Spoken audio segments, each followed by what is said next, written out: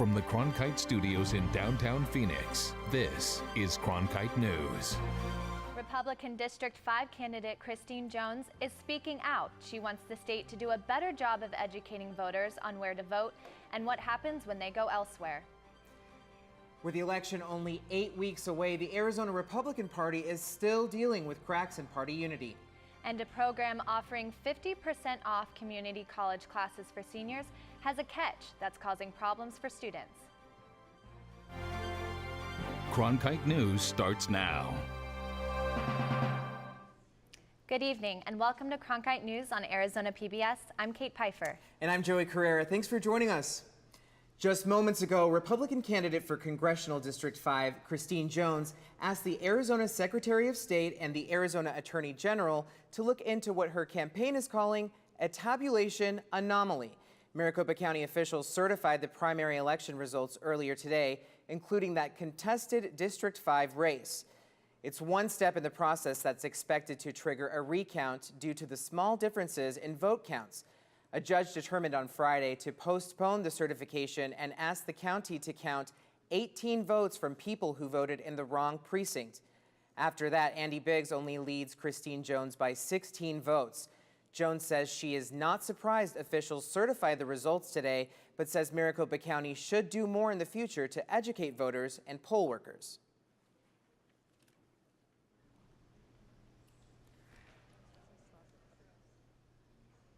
There is an opportunity to go ahead and further educate voters to say if you vote in the wrong precinct, your vote won't count. If you sign your ballot improperly, your vote won't count, or it may not count. The results now go to the Secretary of State's office for certification. After they are certified, Michelle Reagan's office will have to go to a judge and ask for permission to conduct a required recount. We reached out to Biggs' campaign for comment, but received no response. Hillary Clinton may soon be releasing her medical records to the public. The Clinton campaign told the Democratic nominee's doctor to start going through her past medical records so they can be released in the coming days. This comes after Hillary Clinton left the 9/11 memorial service in downtown Manhattan early yesterday. A bystander caught this video of Clinton leaving and stumbling into her van. Originally, her spokesperson told reporters Clinton had become overheated. Later in the day, her campaign said Clinton had been diagnosed with pneumonia on Friday. Clinton was supposed to be campaigning in California this week, but canceled the trip because of health concerns. Her next scheduled campaign stop is a rally in Las Vegas on Wednesday. Republican presidential nominee Donald Trump said he will be releasing his own health records later this week. Trump said this morning on Fox and Friends that he had a physical examination last week and will be releasing specific numbers soon. Reporters asked Trump about Clinton's illness on Sunday. One question about Hillary Clinton's health incident this morning. Her health incident this morning. Meanwhile, President Obama says he remains confident that Clinton has the strength to handle the demands of the presidency. In a state that has traditionally voted red, polls show that Arizona might be more purple in the upcoming presidential race. And even Republican Party members in high offices are showing some cracks in support of presidential candidate Donald Trump. Cronkite News reporter Katie Bieri explains the role of party unity in the race to November. Come tomorrow, we'll be exactly 8 weeks away from the presidential election. It's a time when normally parties come together to support their candidate, but there are some obvious deviations in support within the Arizona GOP. But tonight is about unity and coming together in the march to victory this November. Those were Governor Doug Ducey's words introducing Republican presidential nominee Donald Trump at his Phoenix rally earlier this month. But while the crowd at the Trump rally united behind the nominee, uniting the Arizona GOP might be a different challenge. This was the scene at Senator John McCain's campaign headquarters as primary election results came in the night before the Trump rally. Senator Jeff Flake proudly congratulated his senior senator on a primary win, but both of the Arizona legislators were absent the next day from Trump's rally. Across town on primary night, Sheriff Joe Arpaio deflected questions on Flake's wavering support. The senator, he can say whatever he wants. I don't tell him who to support. He doesn't tell me who to support. But the senator's opposition to the candidate has not gone unnoticed, especially on his social media accounts. In June, the senator fired back at Trump's comments about a Mexican judge, calling him ignorant. Last month, he did tweet about a positive sign from the campaign, but that very same day backtracked, saying, quote, "It was good while it lasted." Senator Flake has been the most prominent anti-Trump Republican in Arizona. And it's a big statement from a U.S. senator. Stan Barnes is a former Republican legislator who cautions against Flake's behavior. He's digging himself a very difficult hole, which he must deal with. Even at the Republican National Convention in Cleveland earlier this year, Arpaio questioned the loyalty of Arizona's delegation. Why don't they say the name? They should be saying, "We will support Donald Trump for president." Donald Trump, the name of a candidate who is the Republicans' only defense against losing the White House this fall. So all eyes are on Flake's next moves as we enter the general election. We reached out to a Senate office today and have not yet received comment. In the broadcast center, Katie Beery, Cronkite News. Those cracks don't seem to be phasing Governor Doug Ducey. He spoke at an annual gathering of social conservatives in Washington, D.C. Cronkite News reporter Claire Caulfield talked with him about the latest polls. Governor Ducey said he attended the Values Voter Summit to honor William Bennett, former Secretary of Education and the nation's first drug czar. Two issues that were on the governor's mind when he spoke Saturday. It's so critical for those of us in positions of leadership do whatever we can to direct parental choice in education back to its rightful place. Not as a mere luxury for the few and fortunate, but as a moral responsibility and right for every parent. The governor also spoke out against the movement to legalize recreational marijuana, an issue Arizonans will be voting on this November. As the push for legalization of recreational marijuana gains traction, Bill Bennett is here to remind us that the dangers of addiction are still very real. Make no mistake, this is a battle for the minds and future of our children's lives. Ducey's opinion puts him in the minority. According to a poll conducted by the Morrison Institute, Arizona Republic, and Cronkite News, 50% of registered voters support legalizing the use of marijuana for adults over the age of 21. The poll also showed support for another ballot initiative. Proposition 206 would raise the minimum wage from $8.05 per hour to $10 an hour in 2017. About 61% of respondents support the raise, but the governor had a different opinion. I'd like to see us have a comprehensive policy as to how we're to build the economy in Arizona, and I don't think government setting the price of labor is the way to do that. The poll's main finding was that presidential nominees Donald Trump and Hillary Clinton are in a statistical dead heat in Arizona. But when I asked the governor about the poll, he didn't seem too worried, saying that there's plenty of time before the November 8th election and he'll be supporting conservative Republicans all across the board. In Washington, D.C., Claire Caulfield, Cronkite News. 2 Glendale schools are temporarily shut down after the school district found they had structural damage. The schools affected are Challenger Middle School and Landmark Elementary School. Challenger is near 69th and Maryland Avenues. Landmark is near 59th and Glendale Avenues.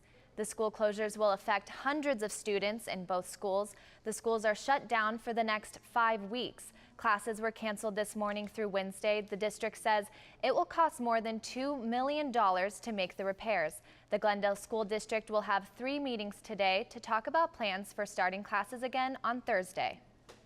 A federal court ruling today will allow a former Maricopa County jail inmate to sue the county for shackling her while she was in labor. Miriam Mendiola Martinez was being held on forgery and identity theft charges when she gave birth to a boy in 2009. A U.S. District Court initially threw out her case, but the 9th U.S. Circuit Court of Appeals ruled today that a jury should be allowed to decide whether the sheriff's office restraint policy was justified. Arizona voters banned payday loans in 2010. but that hasn't stopped so-called predatory lending. Coming up on Cronkite News, what some lenders are doing to continue to charge customers triple-digit interest rates. It's great that the Maricopa Community Colleges are offering discounts to its senior citizens, but it seems like the program still has a few kinks to work out.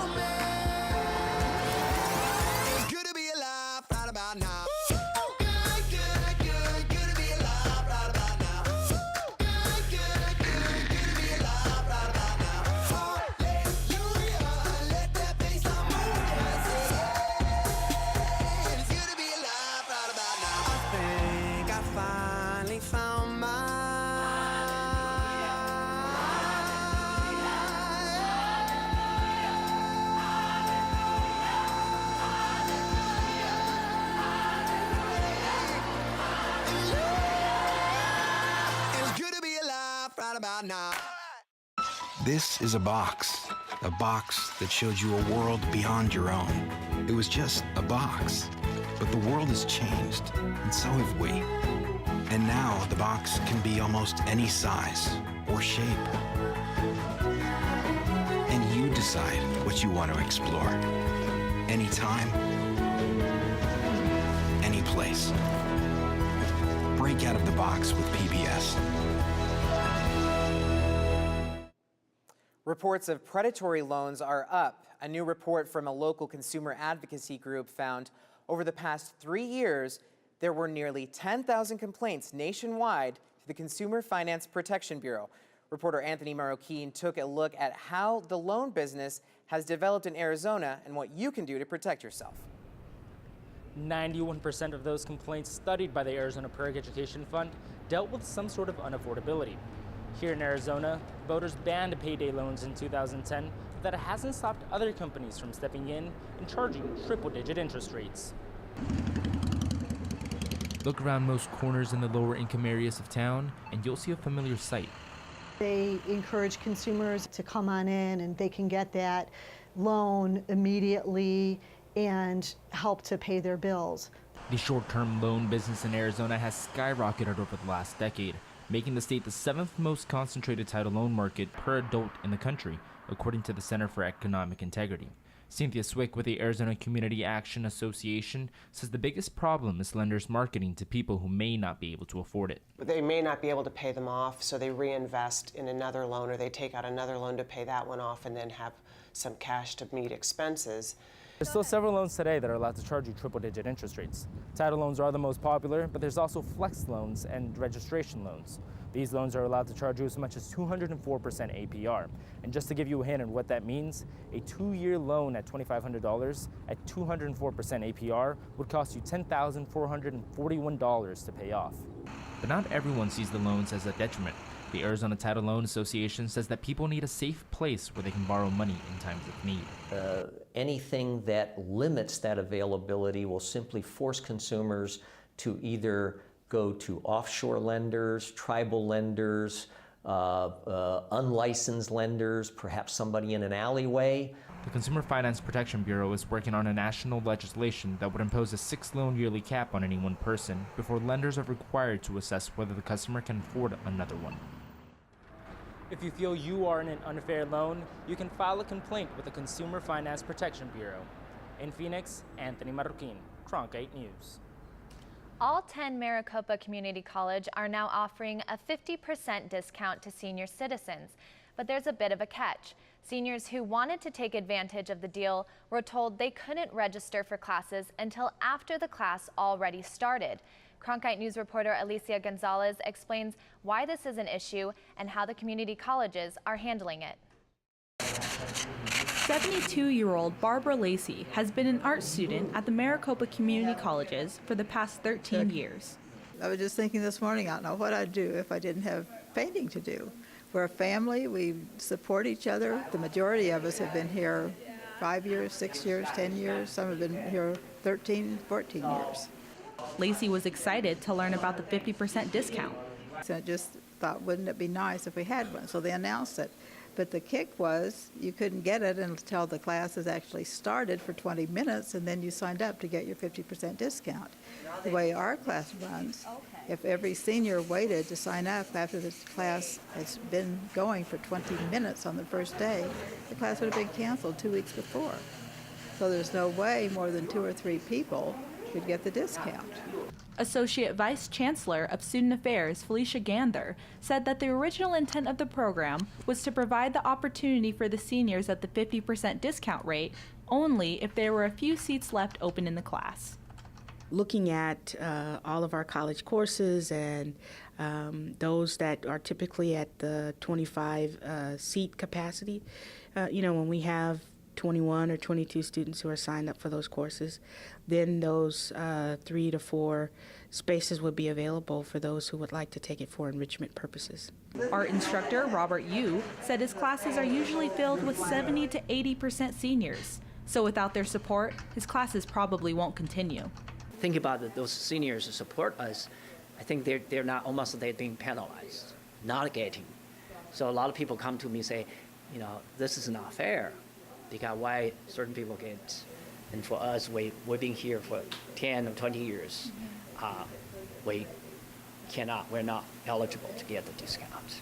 Instructor Yu said it was all the conditions attached to the discount that made it confusing and hard for the seniors to take advantage of. We want to make sure that whatever we provide in the next semester looks a little different and provides opportunities for our 65 and over age population at our colleges. Instructor Yu said that a lot of his students are going to write letters to the governing board to give their input on the process. In Scottsdale, Alicia Gonzalez, Cronkite News. Arizona teenagers don't like to follow the rules. Coming up on Cronkite News, why high schoolers in the state are some of the country's most irresponsible. It's 98 degrees right now with mostly sunny skies, but we're going to see if showers are in the near future. Coming up with your forecast. 1, 2, 3, 4, 5. I'm always searching to feel like I fit into something. We are the people that we are because of our past.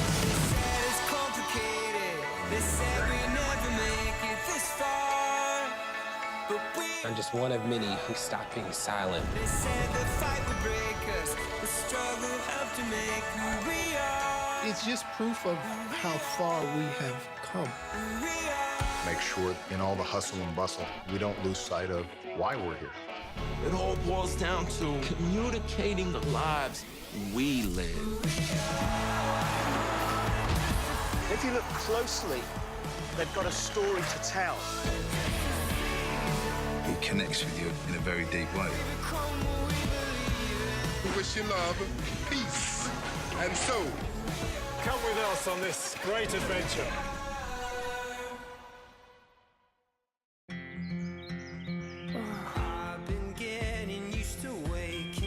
Come and play with us. Onward and onward.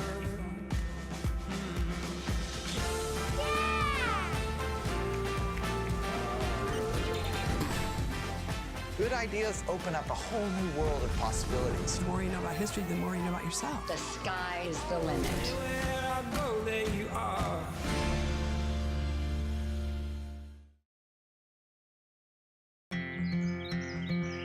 I've been getting used to waking up. Come and play with us. Onward and onward.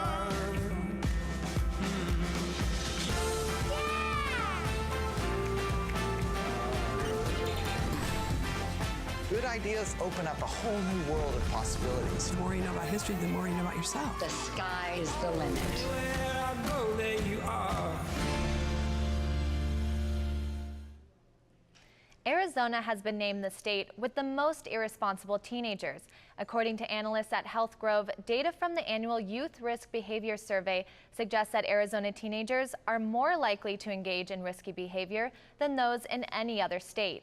The survey found that about 35% of Arizona high schoolers had consumed alcohol in the past 30 days. Over 23% of teenagers reported smoking marijuana in the past 30 days, and 44% of Arizona teenagers did not use a condom during their last sexual intercourse.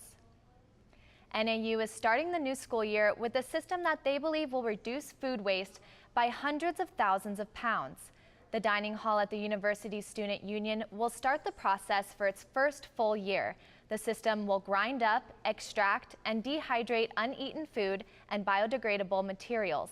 It will turn the mixture into piles of compost for the university. Officials expect the system to keep 100,000 pounds of food out of the landfill every year. As we take a look at temperatures across the valley, you can see for the most part we're in the upper 90s with the exception of Goodyear here at 102 and the East Valley, and the lower 90s, which is probably explained by the moisture that was sweeping through the east this morning, and that will be continuing in the days ahead. As we take a look at your morning forecast, you can see here tomorrow morning at around 7 a.m. there's a 20% chance of precipitation with a high at 80 degrees.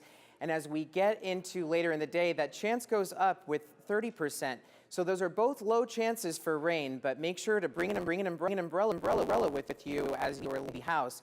We'll take a look at the rest of the forecast for you today. Tuesday, 98, Wednesday, 97, and as we head into the rest of the week, you can see at the end also the chance for rain goes up. In the Cronkite Weather Center, Joey Carrera. For some Valley kids, water skiing and wakeboarding seems impossible. Coming up, how one institute is making a day at the lake a dream come true.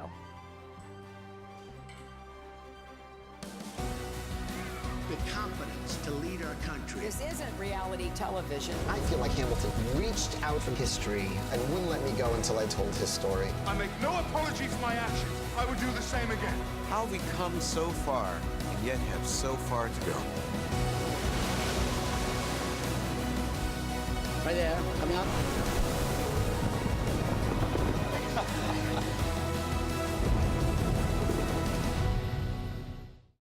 In 1920s Melbourne, careful with the hand luggage. My pistol's in there somewhere and it may still be loaded. Phryne Fisher is a detective. Things could get interesting around here. Thought they already were. Who isn't afraid to live a little. I hope you're not concealing a dangerous weapon under that skirt.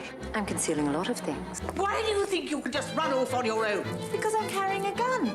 The irresistible series, Miss Fisher's Murder Mysteries.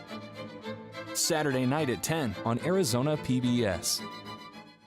Hi, I'm Charlie Rose. As part of the Walter Cronkite School of Journalism and Mass Communication at ASU, Arizona PBS is providing a state-of-the-art venue for the next generation of journalists. From newsrooms in Washington, Los Angeles, and here in Phoenix, students engage in real-time, real-world news reporting, broadcast production, and online innovation. The Cronkite School and Arizona PBS working together in new ways to bridge the classroom to the community in the digital age. This is a box that showed you a world beyond your own. It was just a box, but the world has changed, and so have we. And now the box can be almost any size or shape. And you decide what you want to explore. Anytime, any place. Break out of the box with PBS. Wakeboarding, jet skiing, and fishing, not the usual activities for those dealing with neurological and physical injuries. But with the help of those of the Barrow Neurological Institute, some special kids took to Bartlett Lake. Cronkite News reporter Allison Hoskins caught up with them. It was the perfect weekend to celebrate the 20th anniversary of Barrow's Day on the Lake. Lots of sun, not too hot, and Bartlett Lake was nice and cool.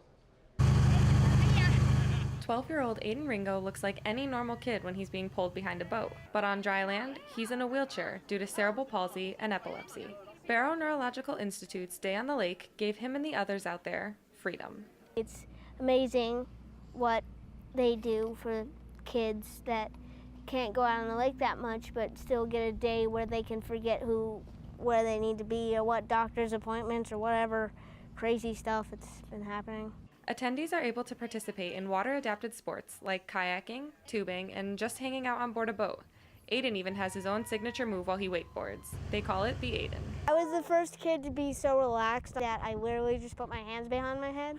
Joe Crawford, the program coordinator at Barrow, said this is a chance for kids to get out and do things they normally couldn't do with their families. These guys spend a lot of time in the hospital, in the emergency room, therapy at the doctor's office. So this is the time for the families to be together and really have fun together again, and it's wonderful. And the volunteers out at the lake know firsthand how important it is for these kids to get their feet wet. Brenna Bean started attending Lake Day after a car crash left her paralyzed, but the spinal cord injury doesn't define her. It inspired her. I'm a recreation therapist. That's the reason why I went into it. Having a disability on my own, I know how important it is for people to know that they can still do things and explore things that maybe they wouldn't have done. And the smiles on the faces of children and families makes all of the planning worth it. Just means happiness, fun, and the best day that you could have. For information on the next Day on the Lake event and how to sign up or volunteer, visit our website, cronkitenews.azpbs.org. In the Broadcast Center, Allison Hoskins, Cronkite News. Cronkite News is proud to be the news division of Arizona PBS. Here's what's coming up on Arizona Horizon and PBS NewsHour. On the next Arizona Horizon, we'll hear how middle school students are learning to solve crimes using STEM skills. And we'll check out the winners of Arizona Forward's Environmental Excellence Awards. That's the next Arizona Horizon. I'm Judy Woodruff. On the next NewsHour, we kick off a special week-long series on the future of higher education called Rethinking College. That's Monday on the PBS NewsHour. That's it for Cronkite News tonight. Thanks for joining us. For top Arizona stories anytime, go to cronkitenews.azpbs.org.